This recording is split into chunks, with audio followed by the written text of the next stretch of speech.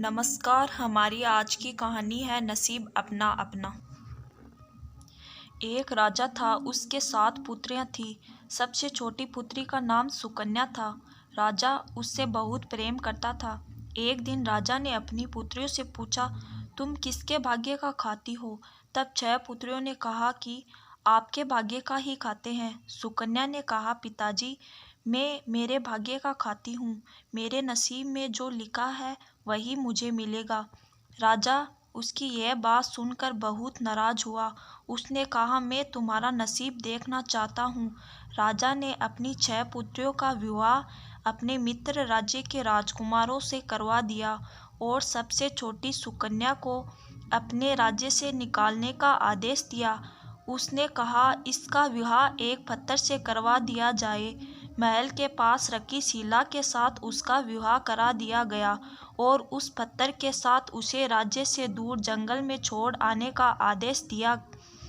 सुकन्या को जंगल में छोड़ दिया गया।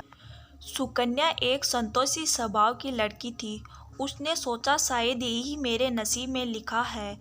वह जंगल में कंदमूल खाकर अपना जीवन बिताने लगी और वहीं झरने के पास उस शिला को रख दिया और वहां पर वह अपने बाल और कपड़े धोने लगी।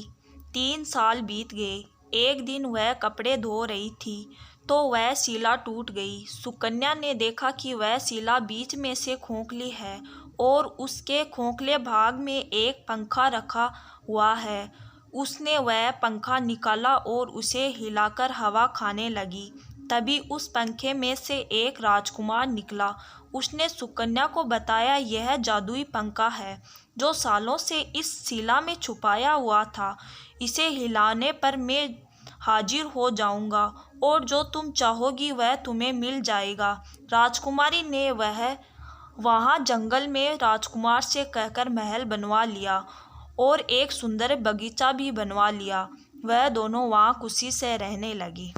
उधर एक शत्रु राज्य के राजा ने उसके पिता और उसके मित्र राज्यों के राजाओं को बंदी बना लिया। सुकन्या की एक बहन भागकर जंगल में आ गई। उसे जंगल में एक भव्य महल दिखाई दिया। वह महल के अंदर गई। उसने वहां सुकन्या को देखा। सुकन्या ने भी अपनी बहन को पहचान लिया।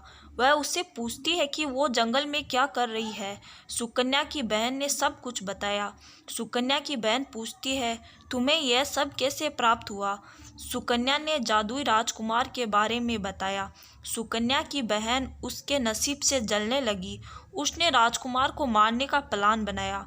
उसने पलंग पर कांच के टुकड़े बिछाकर ऊपर चादर लगा दी।